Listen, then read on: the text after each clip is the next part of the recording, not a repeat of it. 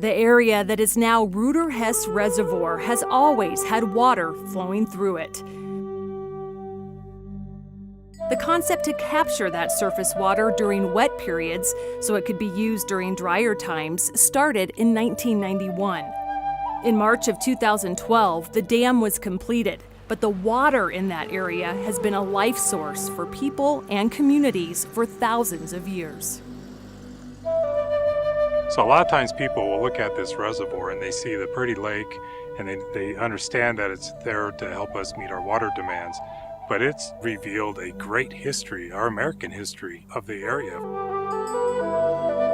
My board and I feel that it's important to capture this information, this history that we discovered building the reservoir. And it's important not only for today's residents, but it's important for future residents and even our Native American partners to be able to come to a place and see where their history started. 2 Native American tribes are collaborating with the Parker Water and Sanitation District as part of the required environmental impact statement for building the dam and any other water infrastructures. The Northern Arapaho tribe is located on the Wind River Reservation in Wyoming. The Northern Cheyenne, now on a reservation in Montana. But both have long, rich histories as the original inhabitants of North America. That we now call Colorado, Wyoming, North Dakota, South Dakota, Montana, all of the 50 states, because there were numerous tribes that roamed the plains.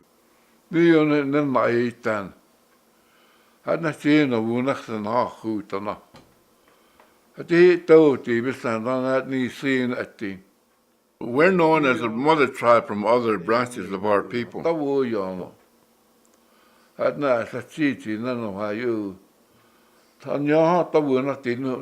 lived a life of nomadic horses.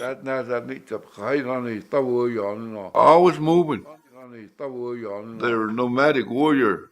People feared them because there were so many of them. They're all over the middle part of the United States. The people of the First Nations, as I like to call them, they were very smart people.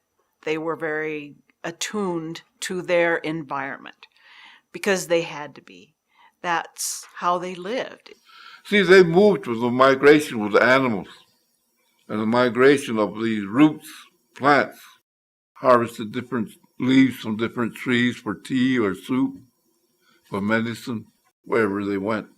We weren't great consumers. We would only take from the land what we needed.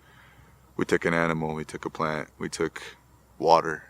We used every last bit of it. We never wasted anything. What we have is only momentary. Stuff we have is temporary. We don't hold it as sacred as they used to. What you would find on the earth, whether it be, a ceremonial bag, an arrowhead, or even stone tools for that matter, those were what they had. They made those and they cherished them because that was their means of survival. So that's why they're sacred to us. That's why they're important.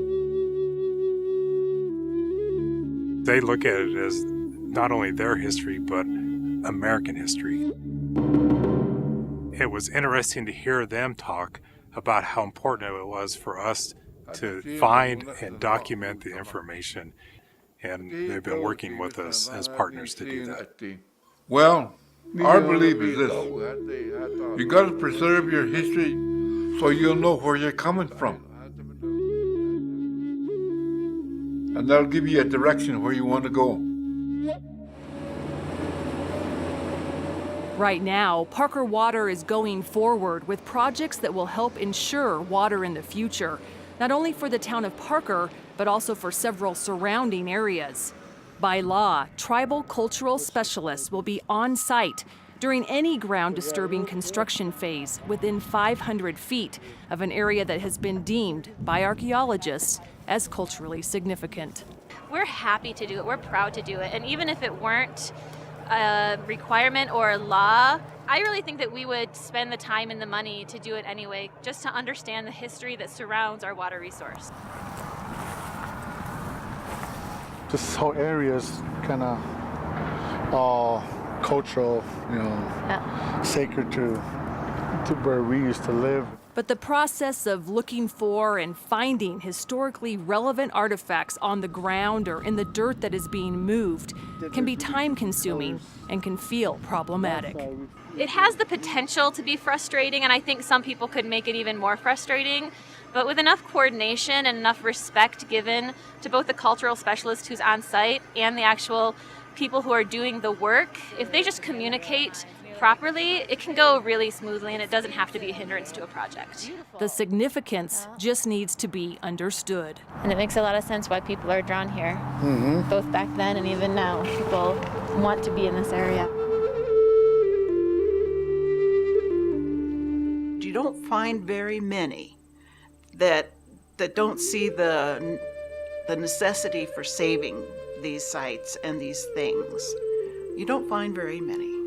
By and large, the overwhelming majority of people enjoy knowing about what happened where they are now.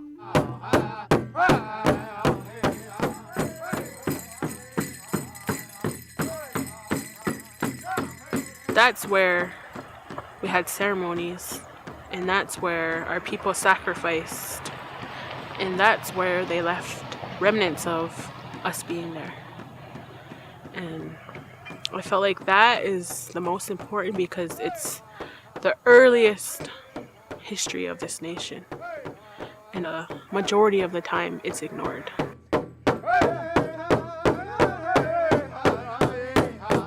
And it's like white people, they came from overseas. This is our land right here. We're the first ones over here in the United States. These people were here before us. They were here before our parents came here, before our grandparents and our grandparents' grandparents. They were here before Plymouth Rock and before the Vikings discovered North America. They were here way before that.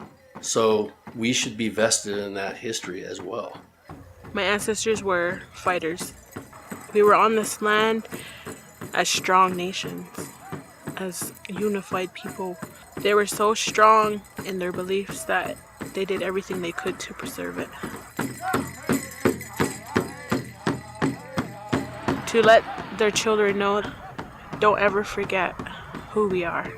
I look around how we're living today, especially with the young children.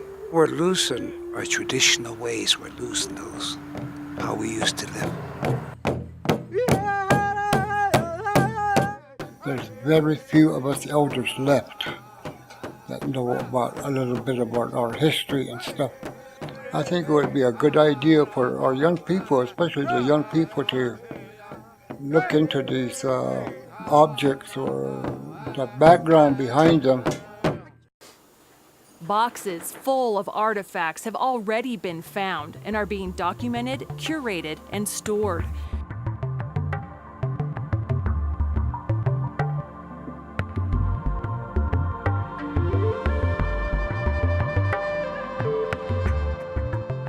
Many are also on display, describing what the item is and what it was most likely used for. A tiny clay effigy of an animal was a major find in one of the Rooter Hess sites during excavations. The Northern Cheyenne that were on site called it Oshkis, for dog. The size of the Oshkis is about the size of a thumb. It's very small. It's made of clay. I like to think it was maybe a child's toy. During this time period, the ceramics that were generally made were for useful things like pots for cooking, not for fun. So that's what makes the little Oshkis very unique. What's more important about the Hess site, however, is that they found what we call basin houses, basically pit structures in which people lived. And to my knowledge, at this point in time, they're the oldest pit structures or basin houses that are found in eastern Colorado. We found a variety of sites, and sometimes it's a bit of a challenge to interpret them correctly. One of these sites that we found is this arc of large stones that you can see. And sites such as this, we often interpret as being important or sacred to Native American tribes. You see a teepee ring or stone circle, then you know there's probably connections around the area.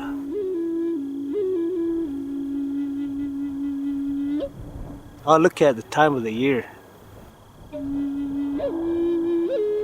A lot of entrances will be facing east. Elders or people of the tribe would have conducted important ceremonies inside, which is why I'm staying outside of the circle. The whole top of this area was just kind of cleared for construction. When an archaeologist looks at a landscape, he sees things on a landscape. But to a native tribal resource specialist, they're looking at how those things are all tied together. Because every time archaeologists will go out there, they'll find things, that's not pertaining to us. And then when we're out there, we find things that they don't find. So that way we're there side by side, same day, instead of working separate.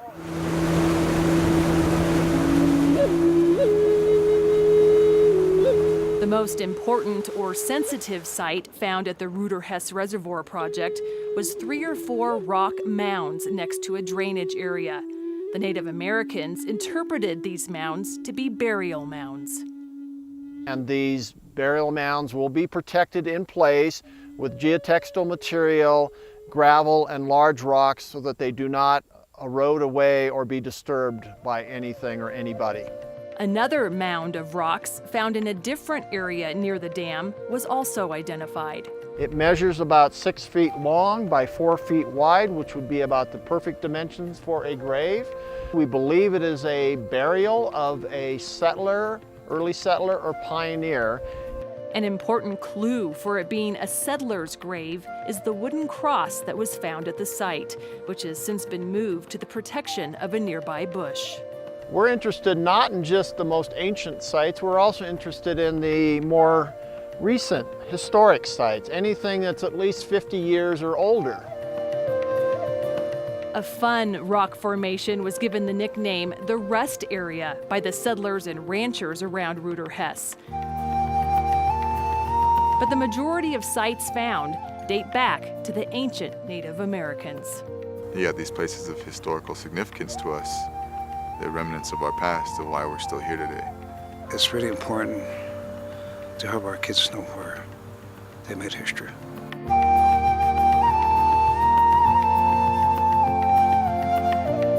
The past has something to do with the future, and the future has something to do with the past. It all ties back together. For a culture to keep progressing, they have to know where their past was, so they know where they're at today, so they know where they're going to be in the future. We've put together a publication that talks about what we found, and our archaeologists have sewn a story together based on what we found and what they think happened over the last 10,000 years. So that is out there, and we will continue to update that. And we like to continue to produce videos to keep our customers aware of what's going on. You can also see many of the items on Douglas County's website at douglas.co.us. by typing in Virtual History Museum in the search bar. And if you're still not sure why all of this matters, the words of American author Terry Tempest Williams sum it up beautifully. Artifacts are alive. Each has a voice. They remind us what it means to be human. That it is our nature to survive, to create works of beauty, to be resourceful, to be attentive to the world we live in. That's why we do it.